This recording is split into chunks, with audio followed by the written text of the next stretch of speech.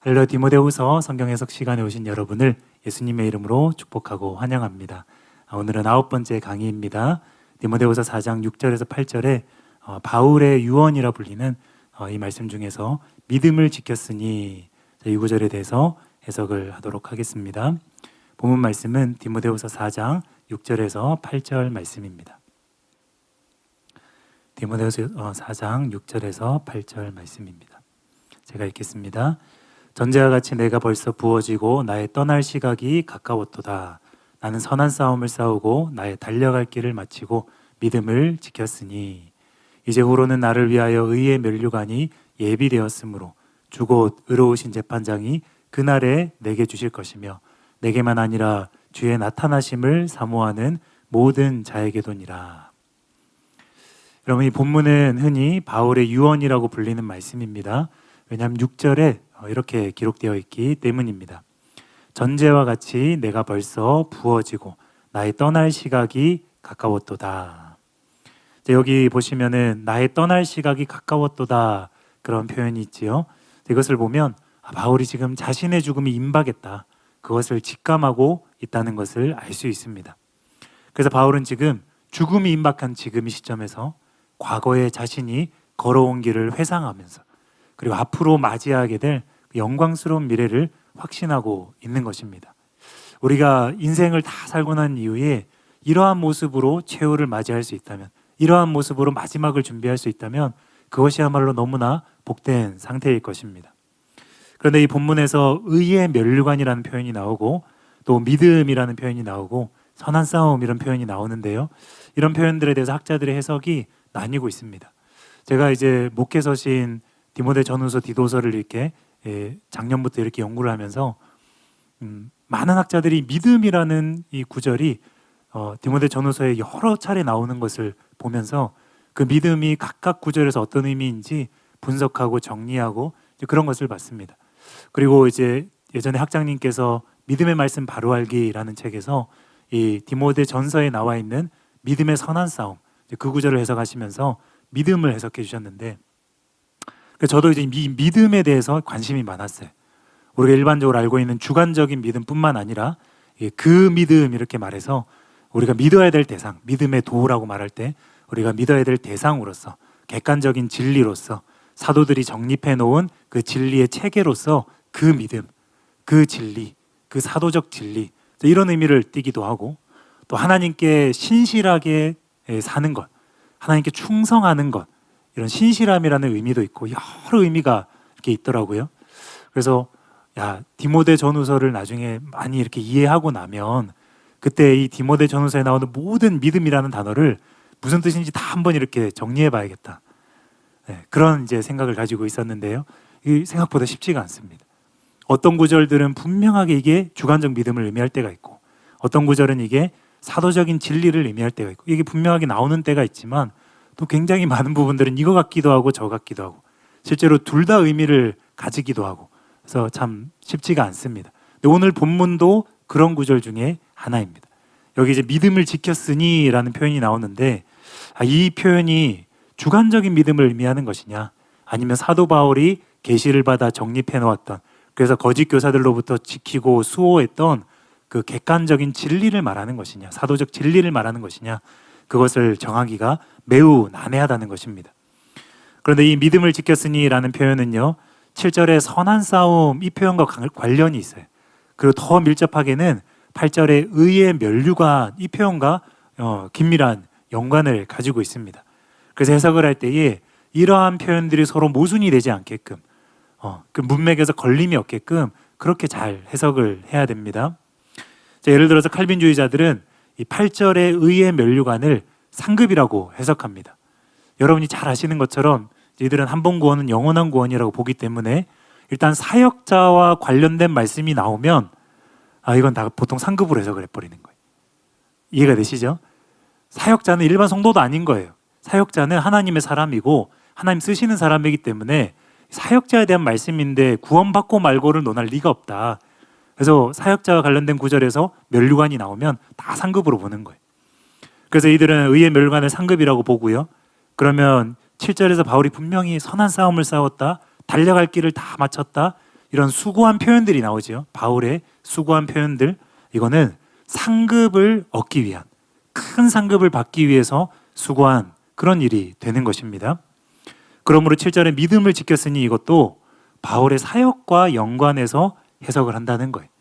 바울은 당연히 구원받은 사람이지, 그러니까 믿음을 지켰다 말았다 이거는 주관적 믿음 지켰다는 말이 아니라 사도적인 진리를 사역적으로 잘 지켰다, 이 거짓 교사들로부터 잘 방어하고 사도적 진리를 잘 정립하여서 전파하였다, 이 사역을 말하는 거다. 그래서 큰 상급 받는 것을 말하는 거다, 이렇게 해석을 한다는 거예요. 또한 선한 싸움은 뭐겠습니까? 그러면 사역적인 면에서 이단들로부터 싸우고 또 성도들을 지키고 그런 차원에서 바울이 싸우고 수고한 것을 가리킨다, 그렇게 보는 것이지요. 반면에 이제 다른 학자들은 8절의 의의 면류관을 궁극적인 칭의로 봅니다. 하나님께서 의롭다 하시는 사람에게 씌워주시는 면류관, 그것을 영생을 의미한다고 보는 것입니다. 그러면 7절에서 바울의 수고는 뭡니까? 선한 싸움도 싸웠고 달려갈 길도 마치고, 이 모든 수고는 믿음을 지키기 위한 수고, 구원을 받기 위한 수고, 그런 의미도 포함될 수 있는 것입니다. 그래서 이 믿음을 지켰으니라는 것은 바울이 사도이지만 그도 예외가 아니기 때문에 개인적인 믿음을 지켜서 구원받는 것을 의미한다, 그렇게 보는 것이고요. 그럼 이제 선한 싸움도 사역을 위한 싸움뿐만 아니라 바울이 개인적으로 바른 신앙을 지키기 위해서 싸운 그 싸움도 포함된다고 보는 것입니다. 이처럼 7절과 8절이 이 문맥 안에서 긴밀히 연결되어 있어요. 그래서 본문을 정확하게 해석하기 위해서는 따로따로 이렇게 해석을 하면 되는 것이 아니라 의의 면류관과 믿음과 선한 싸움, 물론 달려갈 길도 마찬가지고요. 이런 구절들이 다 연결이 되게끔, 무리가 없게끔, 모순이 없게끔 그렇게 제대로 해석을 해야 됩니다. 근데 제가 방금 양진영의 해석을 설명하면서 좀 이렇게 힌트를 드렸는데, 이 해석을 결정짓는 이 키가 어디 있느냐, 믿음을 지켰으니가 무슨 뜻인지 알 수 있는 그 포인트가 어디 있느냐, 그거는 믿음을 지켰으니에 있지 않습니다. 거기는 별로 힌트가 없어요. 그것이 아니라 의의 면류관을 어떻게 해석하느냐, 의의 면류관을 무엇으로 볼 것이냐, 그것에 따라서 바울이 지킨 것이 무엇인지가 나오는 것입니다. 그래서 먼저 이것을 해석하기를 원합니다. 첫 번째로 8절에 의의 면류관은 무엇인가? 제가 처음부터 이렇게 디모데후서 강의를 많이 하게 될 줄은 몰랐어요. 그래서 데살로니가 전서를 같이 한다고 이제 발표를 했던 것인데, 그런데 이제 수업을 진행하면서 제 안에 이렇게까지 다 다룰 필요가 있을까? 또 한편으로는 이번에 디모데후서 하고 나면 10몇 년 뒤에 다시 이거를 하게 될 것인가? 성경이 66권인데 그 교수님들이 4분 또는 5분 이렇게 하셔도 한 바퀴 돌고 돌아오려면 이게 적어도 10년 넘게 걸린다는 소리가 되는 거거든요. 그래서 이왕 하는 거 부족하지만 내가 궁금했던 모든 구절들은 다 다루자, 그런 마음으로 사실 하고 있습니다. 그래서 이것이 정말로 이제 의문이 되었던 그런 구절도 있겠지만, 여러분이 수업 들어보시면 알겠지만 칼빈주의로부터 분명히 정립해야 되는 그런 내용들을 주로 다루고 있고, 또 이제 이것이 의문스러운 그런 부분들을 이번에 한번 다룰 때 다 같이 다루고 넘어가자는 의미에서 그렇게 하고 있습니다. 그 진도가 늦게 나가서 불만이신 분들은 저한테 메일 쓰시기 바랍니다. 그러면 그분은 다음 학기 때 숙제 2배로 내어드리도록 하겠습니다. 네, 다시 의의 면류관으로 돌아가겠습니다. 8절 제가 읽겠습니다. 이제 후로는 나를 위하여 의의 면류관이 예비되었으므로 주곧 의로우신 재판장이 그날에 내게 주실 것이며 내게만 아니라 주의 나타나심을 사모하는 모든 자에게도니라. 잠깐만 띄워주시고요. 그럼 이처럼 의의 면류관은 의로우신 재판장으로부터 받는 면류관이에요. 확실한 의라는 거죠. 의와 불의를 확실하게 구별을 하실 수 있는, 판정을 내리실 수 있는 그분이 수여하는 면류관이라는 것입니다. 또 이것은 무엇보다 의의 면류관입니다. 그러므로 이것은 의와 관련해서 해석을 하는 것이 당연한 거고 자연스러운 거예요. 이처럼 의가 강조된 표현들을 볼 때에 이 면류관은 상급이라기보다는 최후심판날에, 그날이라는 표현이 나오지요. 최후심판날에 궁극적인 칭의를 받는 것과 관련된 면류관이다. 그렇게 보는 것이 이 의라는 표현으로 볼 때 좀 자연스럽다.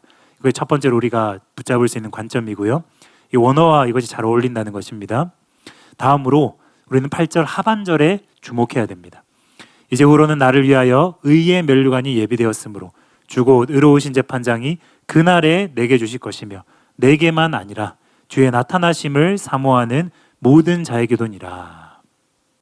학자들이 이 믿음을 지켰으니라는 해석을 어렵다고는 인정하면서 정작 의의 면류관이 무슨 뜻인지는 치열하게 고민을 하지 않아요. 칼빈주의자들은 보통 상급으로 그냥 단정을 짓고 해석을 하고요. 그러다 보니까 여기에서 힌트가 있는 것인데, 의의 면류관에서 우리가 알 수 있는 것인데, 해석을 할 수가 있는 것인데, 거기에서 이제 고민이 없다 보니까 이런 명백한 표현들을 이제 놓치게 되는 것입니다. 지난번에 수업 시간대로 제가 잠깐 설명을 드린 것처럼 이 하반절 표현이 결정적인 거예요.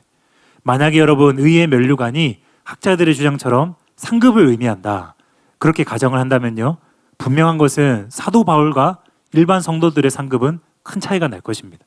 물론 여기 보면 주의 나타나심을 사모하는 자라고 했습니다. 그러니까 이거는 구원받을 자를 의미한다고 우리가 봐야 되겠지요. 재림을 기다리는 자들이고 재림 신앙을 갖춘 자들이기 때문에요. 그런데 그렇다 하더라도 구원받은 모든 신자들과 사도 바울의 상급이 같다고 우리는 절대로 볼 수 없다는 것이지요. 그런데 바울이 보면요, 어떠한 차이도 두고 있지 않습니다. 하반절에서 주의 나타나심을 사모하는 모든 자들도 바울과 동일하게 의의 면류관을 받을 것이다, 그렇게 말하고 있다는 거예요. 바울이 상급에 대해서 말을 했지요.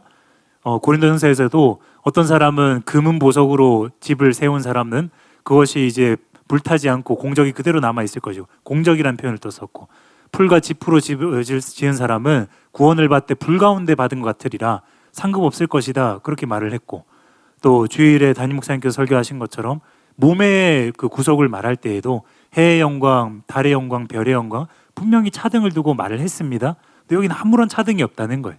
그것이 이제 증거라는 것이지요. 여러분, 의의 면류관이 상급이 아니라 이건 구원을 의미하는 것이다. 궁극적인 칭의를 의미하는 것이다.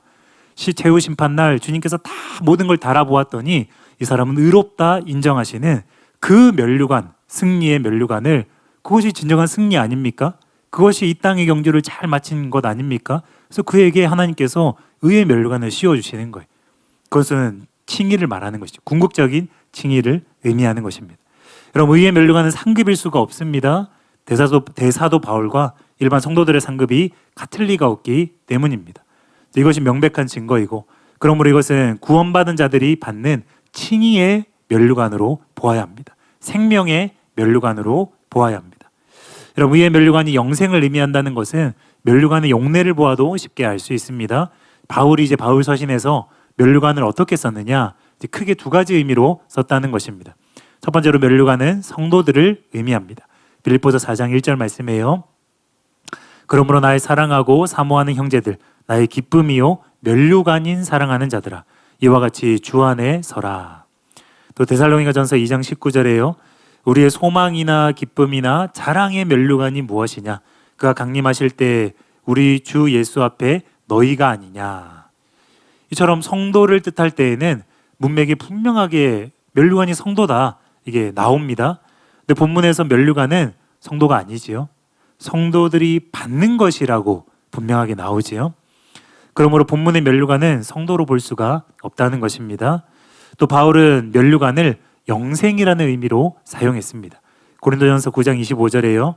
이기기를 다투는 자마다 모든 일에 절제하나니 그들은 썩을 승리자의 관을 얻고자 하되 우리는 썩지 아니할 것을 얻고자 하노라. 특히 이 고린도전서 9장의 용례가 중요합니다. 나중에 더 자세하게 소개하겠습니다. 왜냐하면 이 고린도전서 9장에서도 바울은 동일하게, 본문과 동일하게 달리기 경주의 비유를 들고 있어요. 근데 그 달리기 경주가 문맥을 보면 사역을 의미하는 거예요.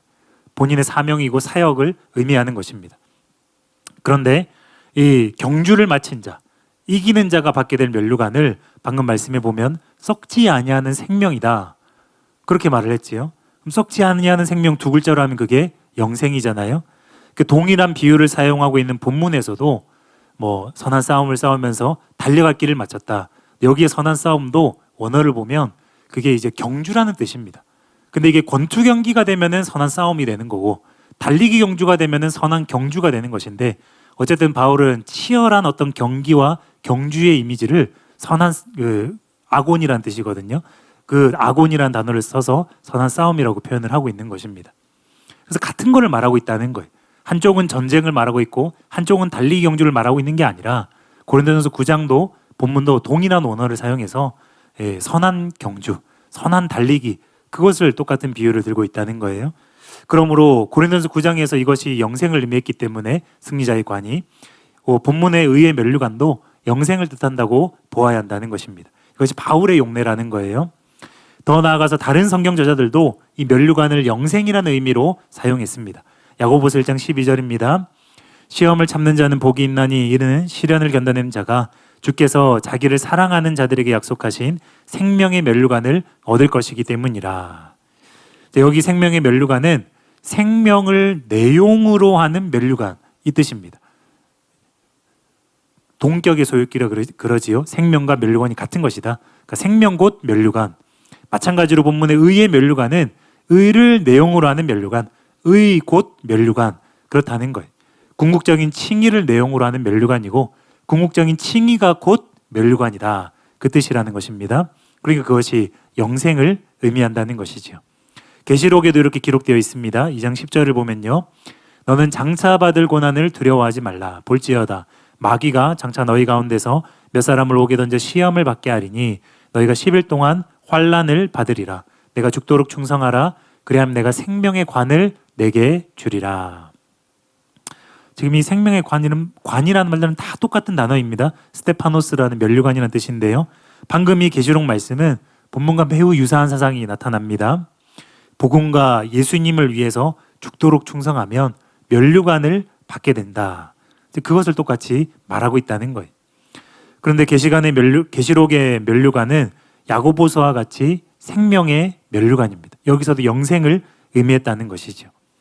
그러므로 이런 면류관의 신약의 이 용례들을 볼 때에 일부 학자들의 견해와 달리 본문에 의의 면류관도 영생을 의미하는 것으로 보는 것이 맞다는 것입니다. 그래서 존 스토트가 이렇게 바르게 지적을 했습니다. 바울은 자신이 기대하는 면류관을 의라고 부른다. 바울이 쓰는 글에서 그 말을 칭의를 의미한다고 보는 것이 가장 자연스럽다. 하지만 아마 여기에서 그 말은 약간 다른 법적 함의를 지니고 있을 것이다. 그리고 그것은 그가 언제라도 인간 법정에서 인간 재판관에게 받을 것으로 예상되는 선고와 의도적으로 대조된다. 네로 왕제는 그가 유죄라고 선포하고 그에게 사형 선고를 내릴지 모르지만 주곧 의로우신 재판장이 그를 의롭다 선포하실 때에 네로의 판결에 대한 장엄한 역전이 곧 일어날 것이다. 또 월터 리펠드는 이렇게 썼습니다. 의의 면류관이라는 개념은 여기서 유일무이하다. 다른 데서 우리는 생명의 면류관이라고 쓰여 있는 것을 본다. 그 두 구절에서 헬라어 속격 생명의는 아마도 동격, 즉 면류관의 내용이 영생임, 동격을 가리킬 것이다. 동일한 것이 여기서 사실일 수 있는데 즉 미래의 면류관은 바로 의이다. 마지막으로 이한수 교수님도 이렇게 썼습니다. 자신의 위대한 경주를 다 마친 바울은 이제 승리자가 쓸 면류관을 기대한다. 이 문구는 두 가지 의미로 해석될 수 있다. 의로 구성된 면류관, 즉 그것은 마지막 칭의를 가져다 줄 면류관을 지칭한다. 정확하게 표현했지요. 그것은 의인에게 합당한 면류관 또는 좀 더 구체적으로 의의 상급을 지칭한다. 그런데 첫 번째 의미가 1차적이다. 면류관은 바울에게 상급으로 주어질 의를 뜻하지만 여러분 칼빈주의자들은 이제 한 번 구원은 영원한 구원이라고 믿습니다. 그래서 바울과 같은 사역자들에게는 구원은 당연히 따놓은 당상이죠. 그러므로 이제 남은 것은 상급 문제뿐이라고 보는 것입니다. 그래서 그들은 본문의 의의 면류관도 사역자들에게 주어지는 상급을 말하는 것이다. 그렇게 이해하는 것이지요. 근데 본문을 이렇게 이해하게 되면요, 이것은 칼빈주의의 그 한 번 구원, 영원 구원이 많은 영혼들의 안전을 위태롭게 하는 것처럼 이것은 사역자들의 영혼을 매우 위태롭게 만듭니다. 바울은 누구보다 사역자로서 빠질 수 있는 함정을 잘 알고 있었던 거예요. 본인부터 주의하고 그래서 그 같은 사역자의 길을 걸어가야 할 디모데에게 수차례나 경고한 것입니다. 사역을 다 잘하는 것이 능사가 아니다. 사역만 충성하는 것이 능사가 아니라 반드시 믿음과 착한 양심을 지켜야 한다. 그 동일한 것을 지금 경고하고 있는 것인데 그런 구절들마다 다 칼빈주의자들은 제가 방금 말한 그 디모데전서 1장 18절 19절에도 그때의 믿음도 객관적인 진리라고 그들은 해석을 합니다. 다 그런 식인 거예요. 그 믿음이니까 객관적 진리다. 그런 구절들마다 다 그렇게 해석을 해서 사역자가 자기를 돌아보지 못하게 만드는 거예요.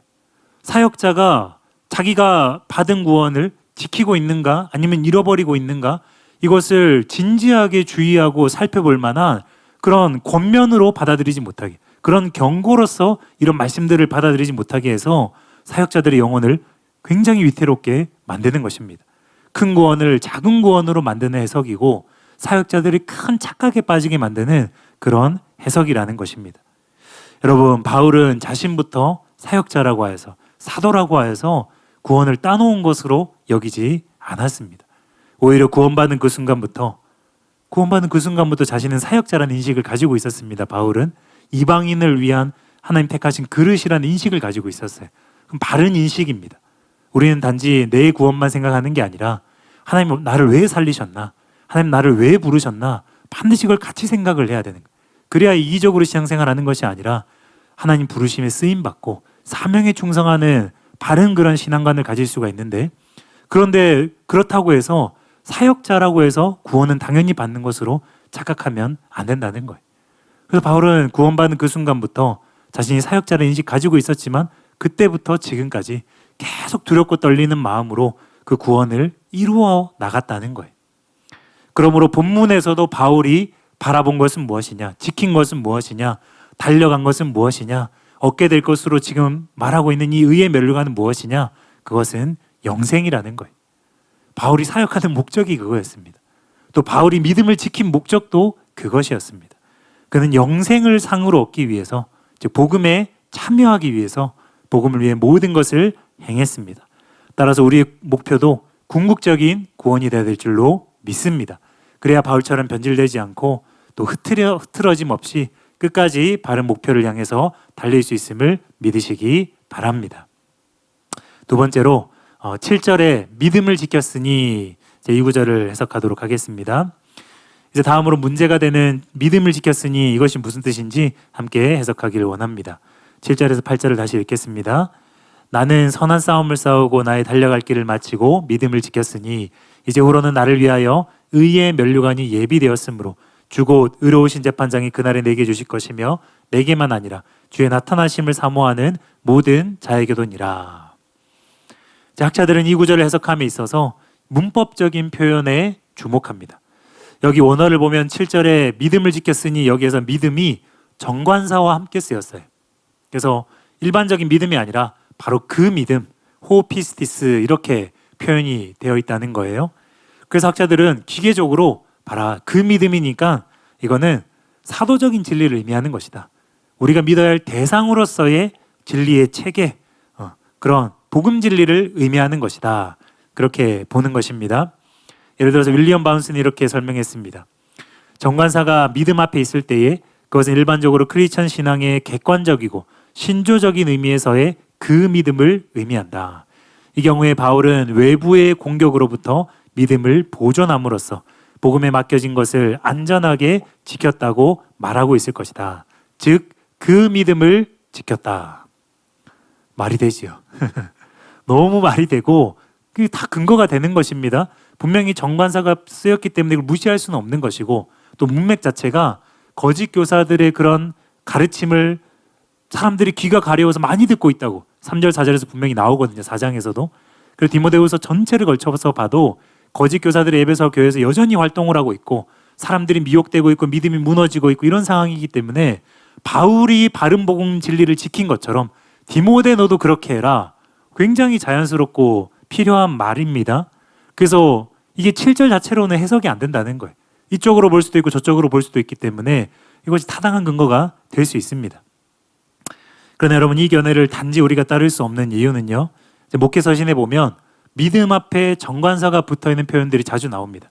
그런데 그때마다 다 이게 그 믿음, 이 사도적인 진리를 의미하느냐?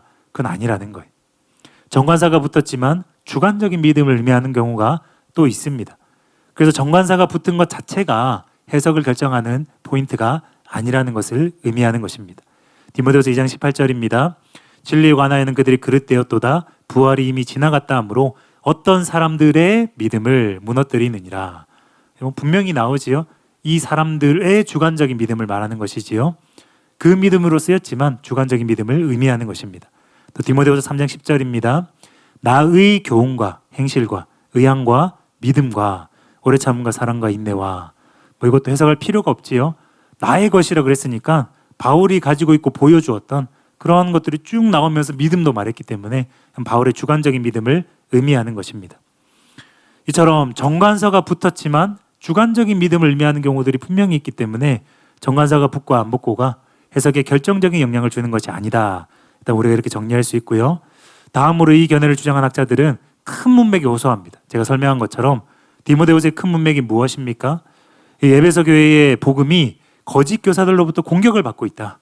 그래서 디모데에게 그 복음을 위탁하고 있고 너는 받은 그대로 지켜라.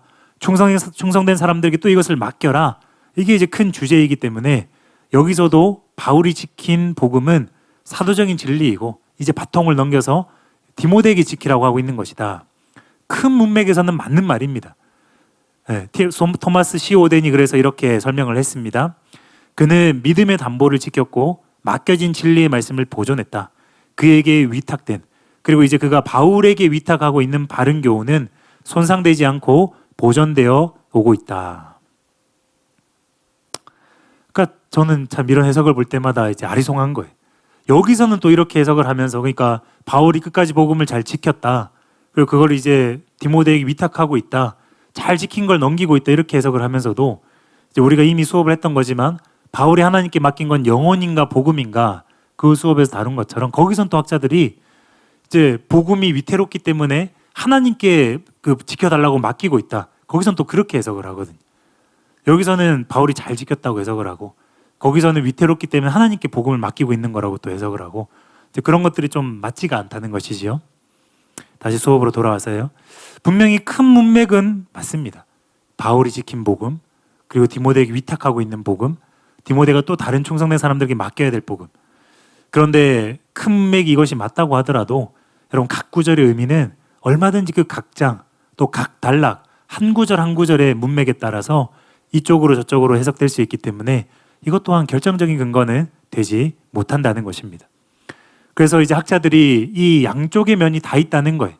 사역적인 측면에서 그 믿음을 해석할 수도 있고 아니면 바울이 개인적인 믿음을 지켰다고 볼 만한 여지도 분명히 있기 때문에 해석의 어려움을 토로하는 것입니다. 맞습니다. 본문과 근전 문맥에서 믿음은 복음 진리로 볼 수 있는 면도 있고 주관적인 믿음으로 볼 수 있는 여지도 양쪽 다 있습니다.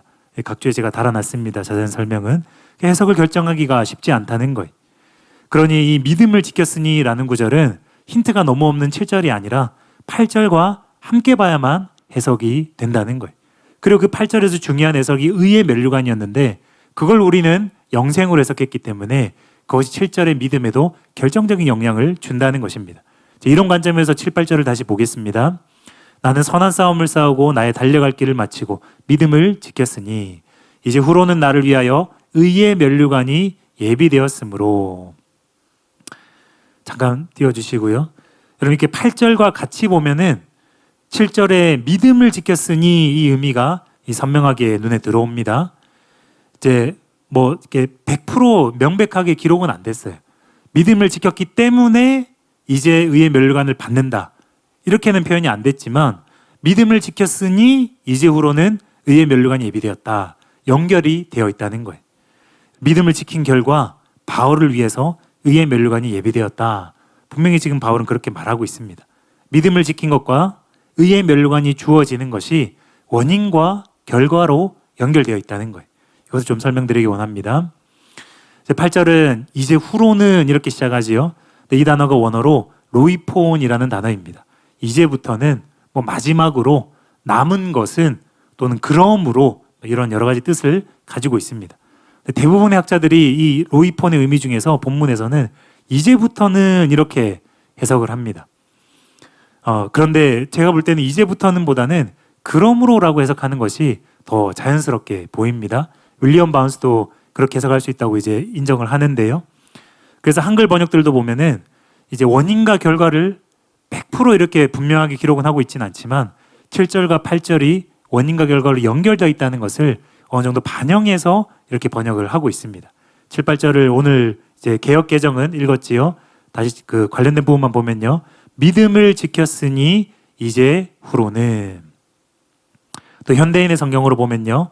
내가 선한 싸움을 싸우고 모든 일을 다 마치고 믿음을 지켰으니 이제 남은 것은. 이렇게 보시면 아시겠지만 7절에 노력을 했기 때문에 이제 8절의 일이 결과로 나타나는 것입니다. 그럼 분명한 거지요.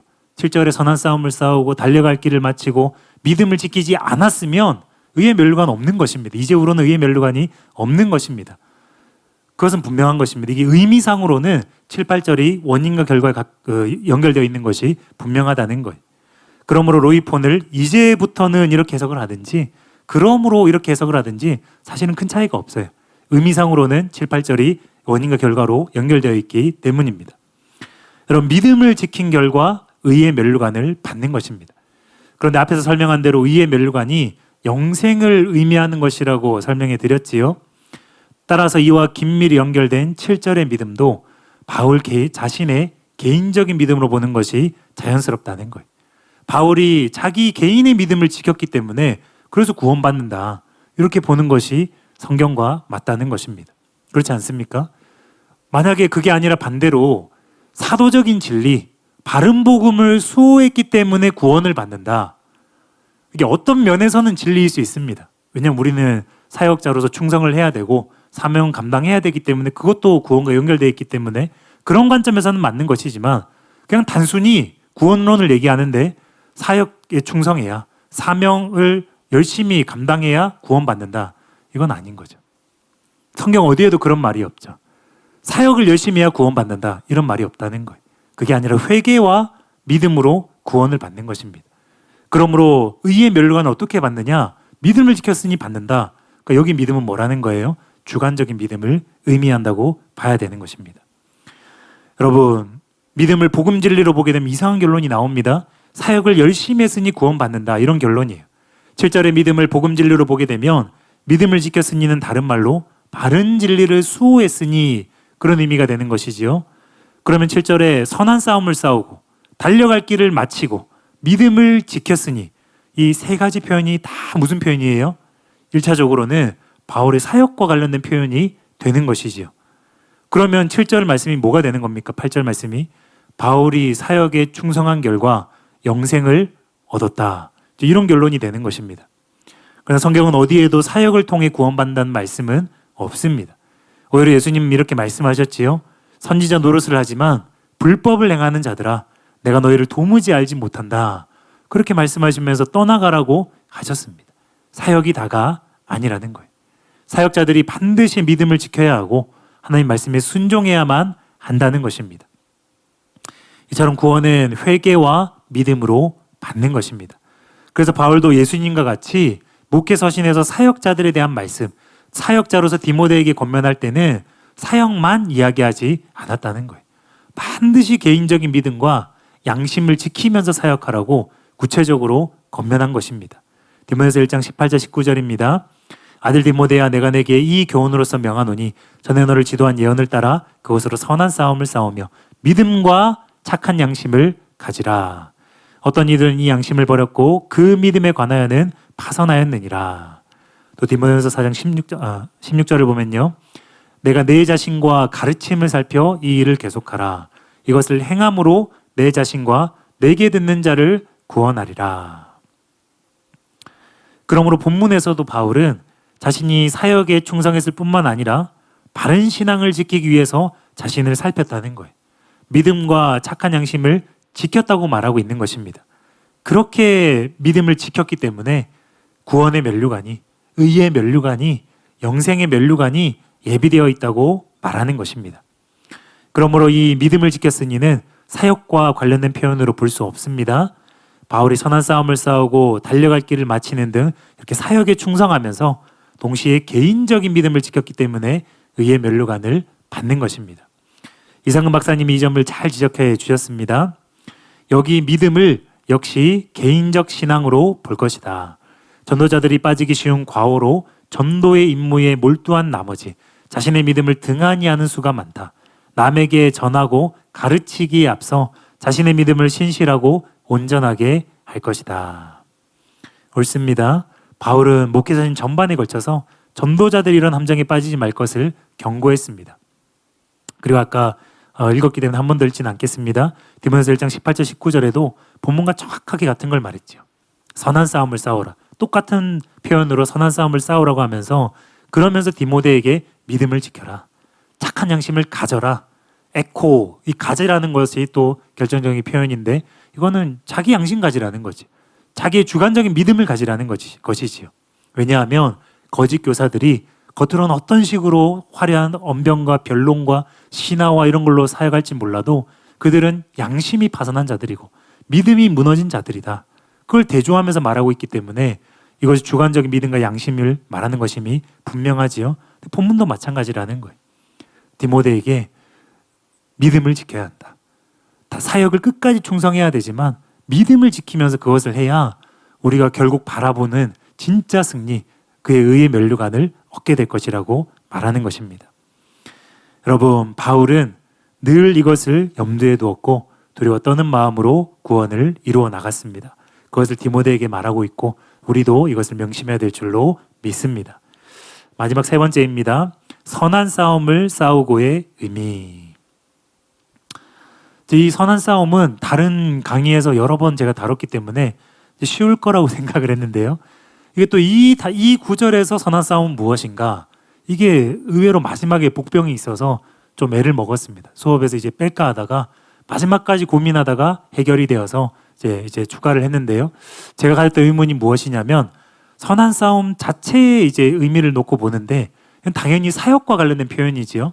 그 이전의 표현들이 사역과 관련돼 있기 때문에. 근데 제가 볼 땐 이게 개인적인 믿음을 지키기 위한 선한 싸움, 그것도 이제 같이 의미한다고 보는 것인데 그렇게 되면은 우리가 이제 해결해야 될 문제가 하나 있습니다. 그게 뭐냐면 제가 아까 믿음을 지켰으니를 해석할 때 그 큰 어떤 근거로 잡았던 게 의의 면류관이 영생을 의미하는데 구원을 의미하는데 7절의 표현들은 다른 것들은 다 사역과 관련된 표현이다. 선한 싸움도 사역과 관련된 표현이고 달려갈 길 마치는 것도 사역과 관련된 사명과 관련된 표현이다. 그렇기 때문에 사역 충성했다고 구원받는 게 아니기 때문에 이 믿음을 지켰으니도 사역으로 해석하면 안 된다. 뭐 사역으로 해석하면은 사역에 충성했더니 구원받는다 이런 결론이 되기 때문에 믿음을 지켰으니를 개인적 믿음을 지키는 거로 봐야만 믿기 때문에 구원받는다. 이게 성립을 하는 거잖아요. 저는 이렇게 본 것인데 이제 선한 싸움을 싸우니 이것을 사역과 관련된 싸움뿐만이 아니라 이게 개인적인 신앙을 지키기 위한 선한 싸움, 이것도 동시에 의미한다고 보게 되면 제가 믿음을 지켰으니를 주관적으로 해석한 그 근거가 하나가 무너지게 되는 거예요. 여기 이해가 되십니까? 그렇기 때문에 이 문제를 이제 해결을 해야 되는 건데 이제 그걸 나중에 마지막에 설명을 하고 이제 결론을 말씀드리겠습니다. 괜한 말씀드린 것 같아서 죄송합니다. 여러분 본문 앞에 바로 앞에 이런 구절이 나옵니다. 디모데서 4장 5절입니다. 그러나 너는 모든 일에 신중하여 고난을 받으며 전도자의 일을 하며 내 직무를 다하라. 디모데에게 지금 충성하라. 사역에 충성하라. 권면하고 있는 것입니다. 왜입니까? 바울은 다 달렸기 때문입니다. 바울의 차례는 이제 끝이 나고 있고 바톤을 넘겨야 되기 때문입니다. 6절 7절이지요. 전제와 같이 나는 벌써 부어지고 나의 떠날 시각이 가까웠도다. 나는 선한 싸움을 싸우고 나의 달려갈 길을 마치고 믿음을 지켰으니. 그러므로 5절부터 7절은 바울이 젊은 사역자 디모데에게 이 복음 사역의 바톤을 넘기고 있는 것을 구절로 봐도 무방합니다. 존 스토트가 이것을 다소 의역을 해서 이렇게 설명을 했습니다. 이 단락과 그 앞에 나오는 5절과의 관련은 분명하다. 바울의 논지는 이렇다. 그러나 너 디모데야, 너는 너의 사역을 다해야 한다. 나는 이미 죽을 순간이 되었기 때문이다. 디모데가 그의 사역을 계속하고 완성하는 것이 더욱더 중대한 이유는 사도가 수행한 평생의 사역이 완성에 이르렀으며 이제 곧 마무리되기 때문이다. 이처럼 3절부터 8절이 긴밀히 연관되어 있어요. 3, 4절은 뭐냐면 사람들이 바른 교훈을 안 듣는다.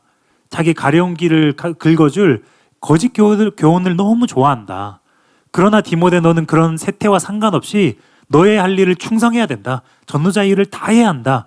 왜냐하면 나는 내 일을 다 했기 때문에 바톤이 이제 너에게 넘겨졌기 때문에 이 말씀이 3절부터 8절입니다. 다 사역과 관련된 말씀이라는 거예요. 그러니 이 문맥이기 때문에 이 선한 싸움이라는 표현도 사역과 관련된 싸움으로 보는 것이 맞습니다. 1차적으로는 그 의미가 맞습니다. 또 선한 싸움을 싸우고 그 다음에 병렬에서 연결된 표현이 뭡니까? 나의 달려갈 길을 마치고이지요. 달려갈 길이라는 이 표현도 바울의 사역이나 사명과 관련된 표현입니다. 네, 성경 바울서신 여기저기에서 달려갈 길, 곧 주 예수께 받은 사명, 거기 분명하게 사도행전에서 그런 표현이 나오고요. 이건 사명의 길을 말하는 거예요. 그러므로 이 달려갈 길이라는 표현도 선한 싸움이 사역과 관련된 싸움임을 뒷받침해 줍니다. 선한 경주라는 표현이라 그랬지요. 아고니 싸움이 아니라 경주라는 의미라 그랬지요. 근데 그 선한 경주를 달려갈 길을 다 마쳤다 그랬는데 달려간 그 길이 사역의 길을 말하는 거니까 그 선한 경주도 사역으로 봐야 되는 게 일단은 맞다는 거죠. 이처럼 본문의 선한 싸움을 싸우다 이것은 바른 사역을 위한 싸움을 의미합니다. 경주했는데 달려갔는데 선하게 싸우면서 치열하게 다투면서 그렇게 달려갔다. 이것을 말하는 것입니다. 바울이 복음 진리를 지키기 위해서 대적들과 부단히 싸웠고 또 사역의 임함에 있어서 어떤 고난과 어려움이 닥쳐도 선한 싸움을 싸워서 인내하고 승리했다는 것이지요. 이것이 선한 싸움 1차적인 의미입니다. 사역과 관련된 싸움. 그런데 이 선한 싸움이 단지 바른 사역을 위한 싸움만은 의미하는 것이 아니라는 것입니다. 왜냐하면 바울이 이 목회서신에서 선한 싸움이라는 표현을 2차례 더 썼는데 거기 둘 다 이 선한 싸움은 바른 신앙 생활을 위한 싸움도 동시에 의미했기 때문입니다. 바른 사역을 위한 싸움, 또 바른 신앙을 위한 싸움이었다는 거예요. 디모데전서 1장 18, 19절입니다. 아들 디모데야, 내가 내게 이 교훈으로서 명하노니 전에 너를 지도한 예언을 따라 그것으로 선한 싸움을 싸우며 믿음과 착한 양심을 가지라. 그러니까 여기 보면 믿음과 착한 양심을 가지라 이렇게 말했지요. 요것과 연결되어 있기 때문에 선한 싸움은 믿음을 지키는 싸움, 착한 양심을 가지기 위해서 지키는 싸움, 사역을 하면서도 그런 것들을 잃어버리지 않기 위해서 같이 싸우는 것, 분명히 그것을 같이 의미할 수 있다는 것입니다. 또 디모데전서 6장 11절 12절을 보면요, 오직 너 하나님의 사람 이것들을 피하고 의와 경건과 믿음과 사랑과 인내와 온유를 따르며 믿음의 선한 싸움을 싸우라. 영생을 취하라. 여기 영생을 취하라가 영생을 만끽하다 이런 뜻이 아니라 받은 영생을 잃어버리지 않게 꽉 붙잡아라. 놓칠 수 있기 때문에 꽉 붙잡아라. 그런 의미라는 거 지난 강의 때 설명했지요. 그렇기 때문에 믿음의 선한 싸움은 뭐라는 거예요? 영생을 놓치지 않는 싸움을 의미할 수도 있다는 거예요. 믿음을 지키기 위한 선한 싸움을 의미할 수도 있다는 것입니다. 주관적인 믿음. 그래서 이런 선한 싸움들은 오히려 1차적으로는 영생을 취하는 싸움을 의미하는 것입니다. 믿음을 지켜 궁극적인 구원을 이루어 나가는 그 싸움이 선한 싸움의 우선적인 의미로 디모데전서 6장에는 나타납니다. 그리고 더 확장된 문맥에서 디모데전서 6장에서 거짓 교사들과의 거짓 교훈과 싸우는 그 싸움도 그 믿음을 지키기 위한 선한 싸움, 이렇게 그때는 바른 진리를 위한 싸움도 포함된다고 나옵니다. 이처럼 바울 서신을 더 확장해 봐도 바울은 늘 싸운다 이럴 때 피 흘리기까지 싸운다, 뭐 그런 여러 가지 싸움 관련된 표현들을 보면 보통은 죄와의 싸움, 자기 자신과의 싸움, 육신과의 싸움, 그런 것을 싸움의 이미지로 표현을 했다는 거예요. 또 특히 더 이렇게 분명한 것은, 확증이 되는 것은 이 본문과 같이 사역자의 삶을 달리기의 비유로 묘사하고 있는 고린도전서 9장을 보면 우리가 그것을 더 알 수 있습니다. 고린도전서 9장 23절에서 27절입니다. 내가 복음을 위하여 모든 것을 행함은 복음에 참여하고자 함이라. 운동장에서 다름질하는 자들이 다 달릴지라도 오직 상을 받는 사람은 한 사람인 줄을 너희가 알지 못하느냐. 너희도 상을 받도록 이와 같이 다름질하라. 이기기를 다투는 자마다 모든 일에 절제하나니 그들은 썩을 승리자의 관을 얻고자 하되 우리는 썩지 아니할 것을 얻고자 하노라. 지금 비유가 다 똑같습니다. 달리는 경주 비유이고요. 이 승리자의 관은 영생을 의미하는 것이고요. 절제한다 이런 말 나오지요. 달릴 때에 다투면서 달리는 것, 절제하면서 달리는 겁니다. 26절입니다. 그러므로 나는 다름질하기를 향방 없는 것 같이 아니하고 싸우기를 허공을 치는 것 같이 아니하며 내가 내 몸을 쳐 복종하게 함은 내가 남에게 전파한 후에 자신이 도리어 버림을 당할까 두려워함이로다. 여기 싸움이 나오지요. 몸을 쳐서 복종시키는, 피 흘리기까지 싸우는 그 싸움이 나오지요. 이게 무슨 싸움입니까? 죄와의 싸움입니다. 순종하기 위한 싸움입니다. 그러니까 법대로 경계하기 위한 싸움입니다. 바울이 목회서는 여기저기에서 표현한 그런 어떤 표현들과 싸움이 다 이렇게 일맥상통하는 것이지요.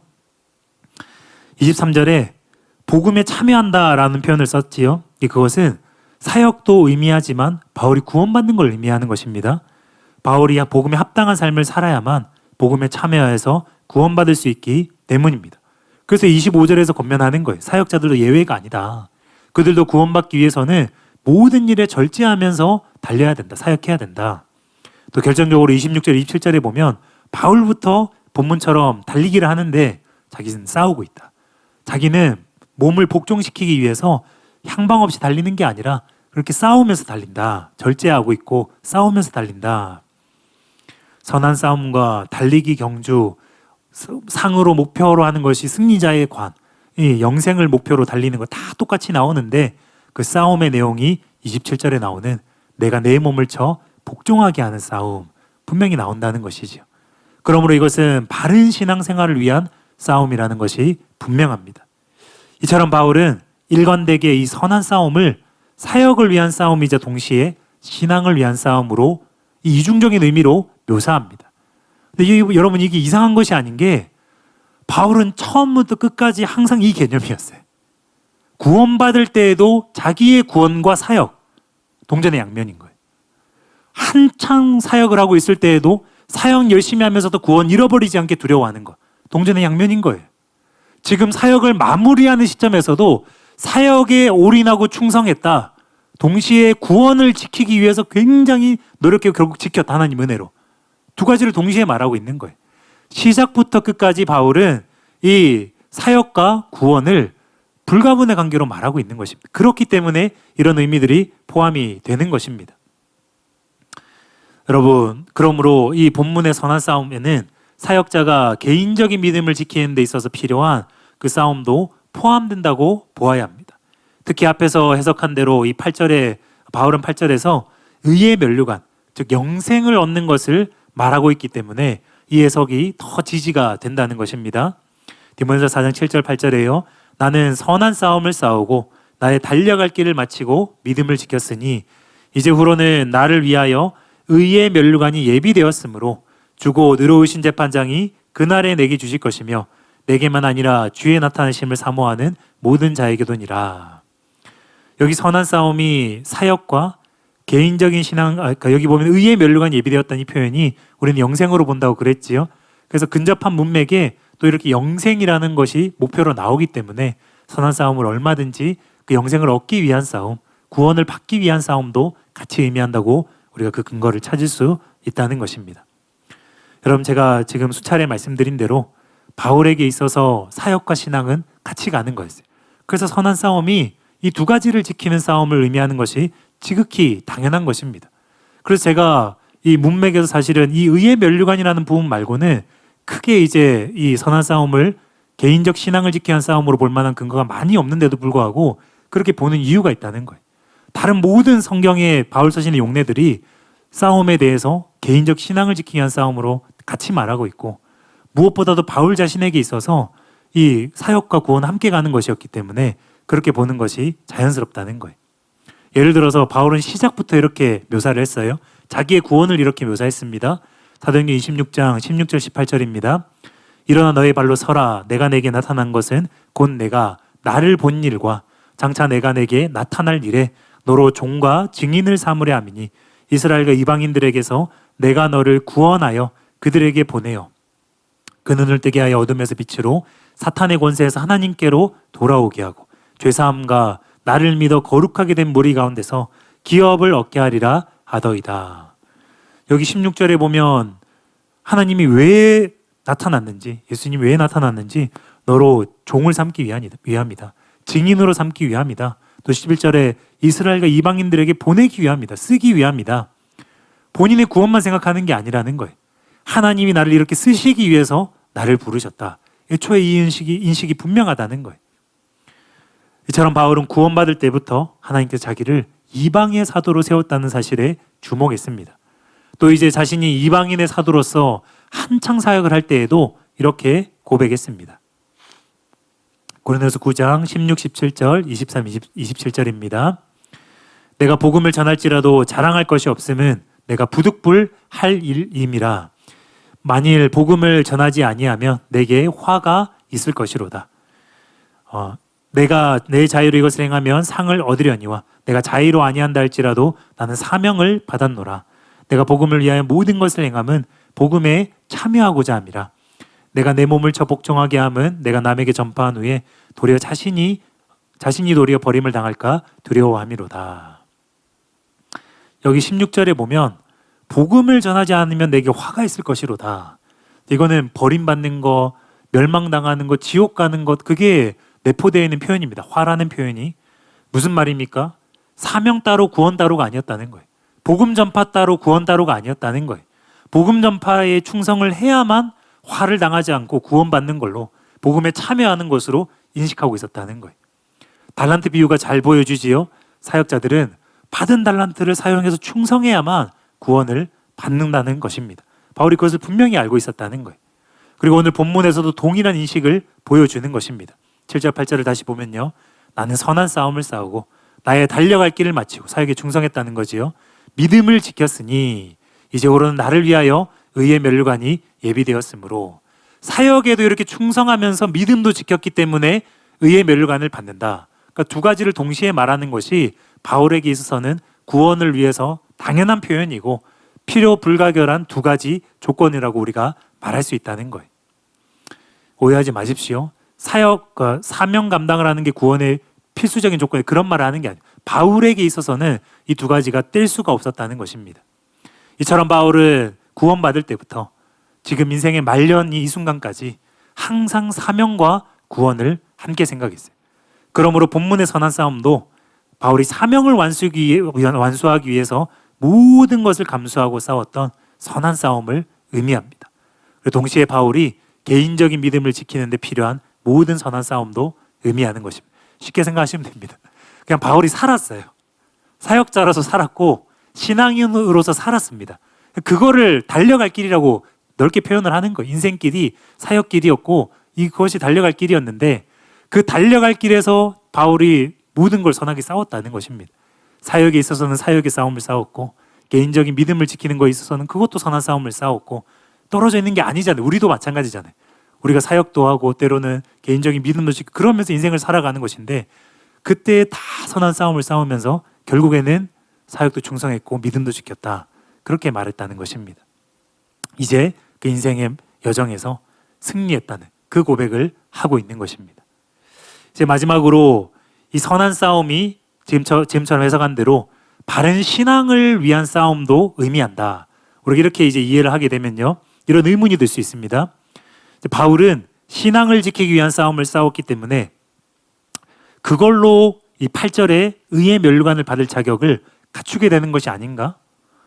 그렇다면 이 믿음을 지켰으니라는 표현을 굳이 주관적인 믿음을 지켰다고 해석하지 않아도 되는 것 아닌가? 이런 의문이 들 수 있다는 것입니다. 분명히 제가 다른 7절의 표현들은 다 사역과 관련된 표현이기 때문에 그러므로 이 믿음을 지켰으니를 주관적인 믿음과 관련된 표현으로 해석해야만 된다. 그래야만 믿기 때문에 구원받는다. 요 이제 성경적인 진리가 성립하기 때문에 그렇게 볼 수밖에 없다. 이렇게 말했는데 그 전제가 깨어지는 거죠. 왜요? 선한 싸움도 주관적인 믿음 지키기 위한 싸움으로 우리가 지금 방금 해석을 했기 때문에 그러면은 굳이 믿음을 지켰으니를 주관적인 믿음으로 해석할 필요가 없게 된다는 이제 그런 결론이 나오는 것입니다. 근데 여러분 7절 8절을 다시 보면요. 나는 선한 싸움을 싸우고 나의 달려갈 길을 마치고 믿음을 지켰으니 이제 후로는 나를 위하여 의의 면류관이 예비되었으므로. 여러분 이 표현을 면밀하게 봐야 됩니다. 저도 이제 이 부분이 해결되지 않아서 이제 뺄까 했었는데요. 그러고 보니까 이제 표현을 다시 보니까 이해가 되더라고요. 선한 싸움을 싸우고는 싸우는 겁니다. 어디까지나 이건 싸우는 걸 말하는 거예요. 분투이고 과정입니다. 싸움이 필요한 것이지만 싸우는 것과 싸운 결과 승리해서 지킨 것, 이건 다른 거예요. 선한 싸움이 믿음을 지키는데 도움이 되는 것이고 반드시 필요한 것이고 사람의 입장에서는 피 흘리기까지 해야 되는 것은 사실입니다. 여러분이 싸운다고 죄를 안 지을 수 있습니까? 여러분이 싸운다고 뭔가를 이렇게 지켜내고 이룰 수 있습니까? 아니지요. 그게 필요한 것이지만 결정적인 것은 하나님의 은혜로 되는 것이죠. 결정적인 것은 믿음으로 되는 것이지요. 결정적인 성령님의 능력으로 되는 것이지요. 그래서 그 믿음과 동시에 우리의 이 싸우는 노력과 피 흘리기까지 싸우는 그 싸움이 다 이제 더해져야만 결과적으로 지켜지는 것인데, 그런데 우리가 싸우는 것만으로 그렇기 때문에 충분하다고 말할 수 없다는 것입니다. 예를 들어서 바울이 주관적인 믿음을 결국 지켰지요. 근데 그게 선한 싸움을 싸운 결과 지킨 겁니까? 그렇게 말할 수 없다는 거예요. 선한 싸움을 싸운 게 분명히 도움이 되는 것이고 피 흘리기까지 싸워야 하는 것도 맞는 거지만, 여러분, 바울이 믿음을 지킨 데는 결정적인 것은 은혜 때문입니다. 하나님의 은혜로 지킨 것이고 믿음 때문에 지킨 것입니다. 거기에 피 흘리기까지 싸우는 것 같은 요소가, 노력이 더해진 것입니다. 그래서 결국에 그 모든 요소가 다 더해져서 결국 믿음을 지켰다는 것이고, 그래서 의의 면류관을 받을 것이라는 그 이제 진술이죠. 그러므로 선한 싸움을 싸우고를 주관적인 믿음을 지키기 위한 싸움을 포함하는 개념으로 보아도 믿음을 지켰으니라는 이 분명한 표현이 필요하다는 거예요. 싸운 것으로는 충분하지 않고 결과적으로 믿음을 지켰어야만 의의 면류관을 받을 수 있기 때문입니다. 그러므로 오늘 해석한 표현들 간에, 내용들 간에 모순이 있는 것이 아니라 다 필요한 표현들임을 우리가 정리하고 넘어갈 수 있습니다. 이제 결론을 말씀드리겠습니다. 오늘 수업을 준비하면서 과연 우리는 이 인생의 말년에 바울처럼 이 아름다운 고백을 할 수 있을까? 그것을 묵상을 하게 되었습니다.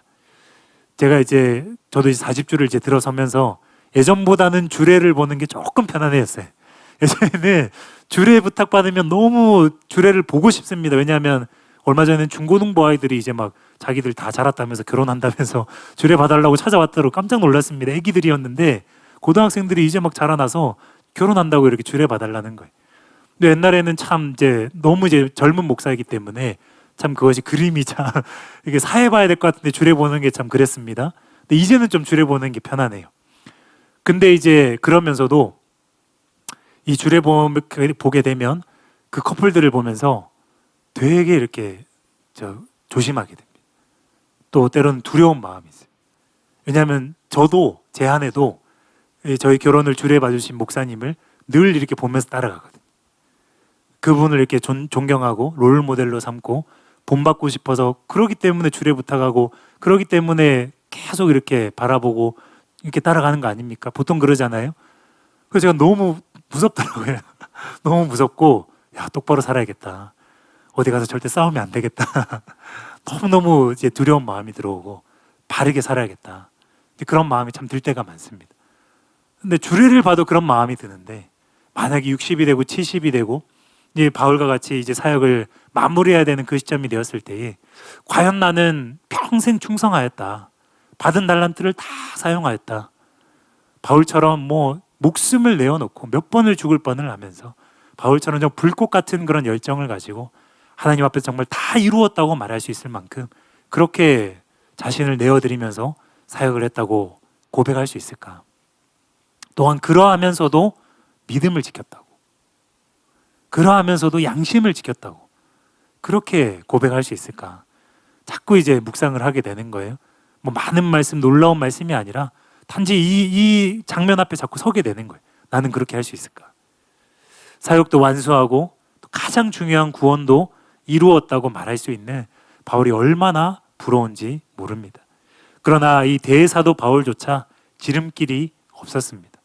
때론 여러분, 많은 걸 경험하게 되면 이제 그 많은 사역적인 경험들이 때론 좀 어떤 의미에서는 쉽게 사람을 좀 지치게 하는 것 같아요. 이해하기 쉽게끔 표현하자면 이런 것일 수 있겠지요.